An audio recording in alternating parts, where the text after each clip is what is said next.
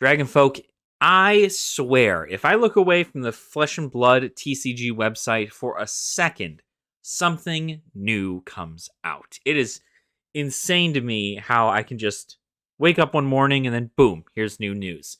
I was going to talk about something else today, but today we are now going to be talking about the introduction of History Pack Volume 1 Blitz decks being released, as well as the announcement for the release date of History Pack Volume 2.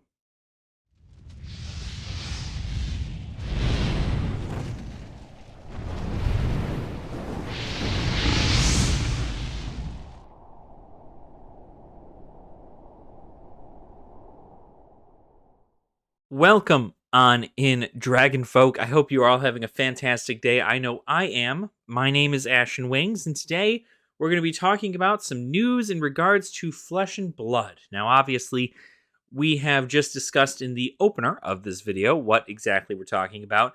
There was an announcement and an article over at Flesh and Blood's website talking about two new things to be coming on February 24th of this year.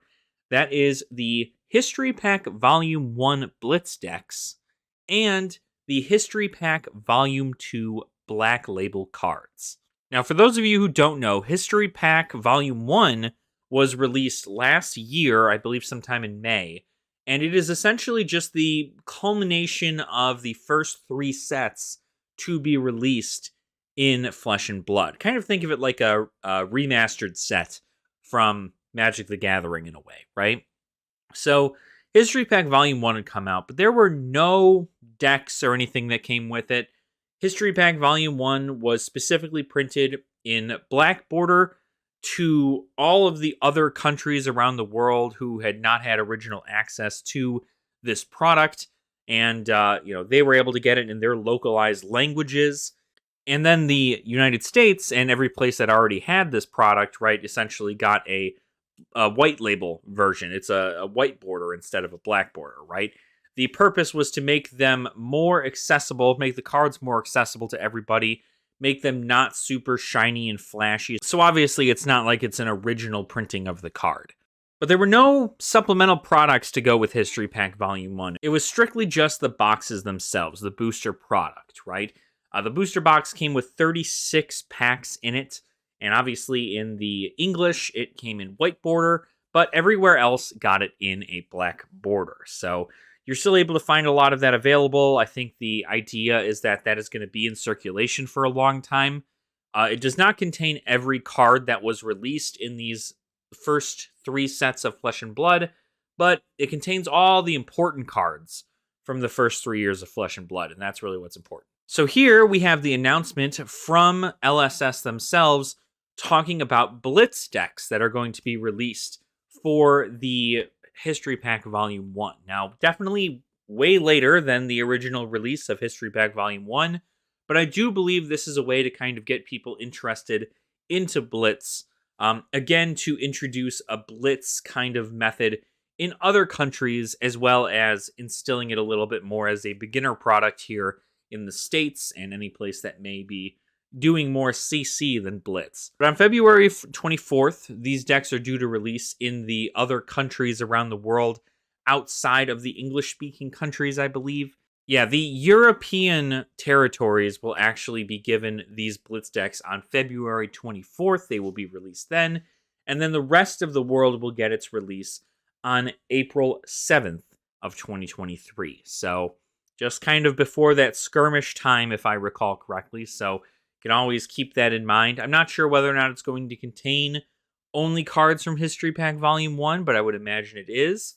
I'm very curious to see what kind of stuff is going to come in these decks.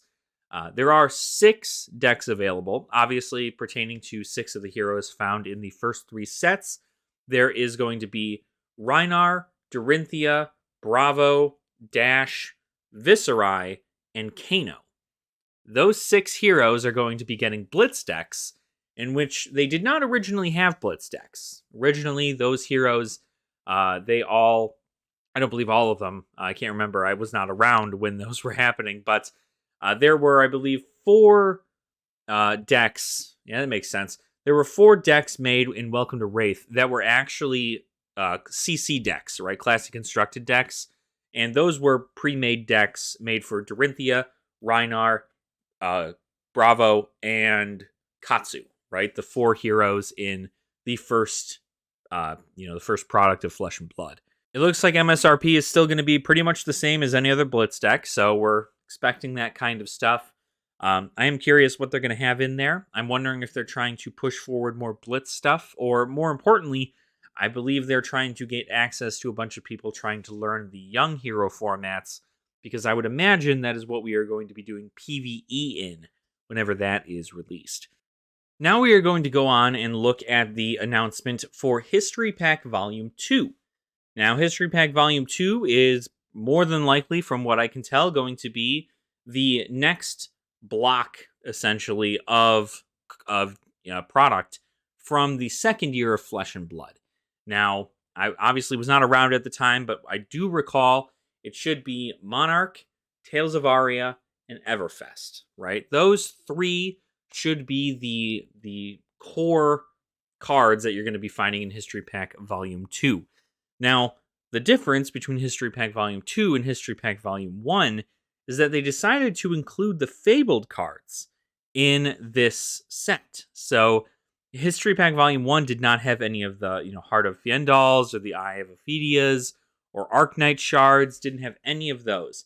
Instead, they just opted to get them out of there, and then they just made it so they weren't able to be found in the white border, right? So with the addition of the Fabled cards being in this History Pack Volume 2, I do expect to see a decent amount of them probably open. But then again, we have a little small thing in regards to this, right?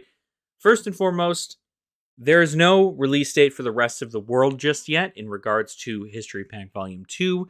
There is only a release date for the European territories, and that is going to be the same day as those Blitz decks drop on February 24th of 2023. But that means that I assume the rest of the world is going to be getting it probably on April 7th, which is the same time the Blitz decks come out for the rest of the world.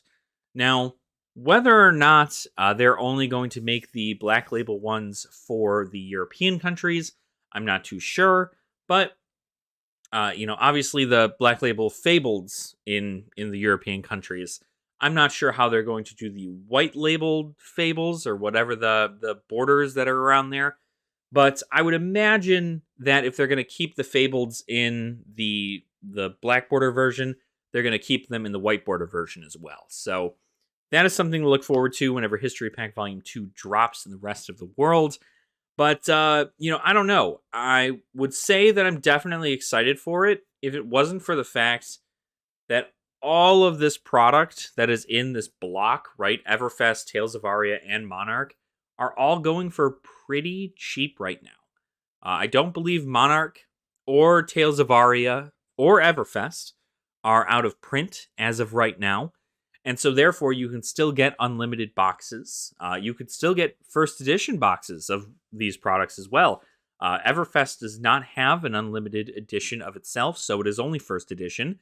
And first edition of Tales of Aria and of Monarch are reasonably priced.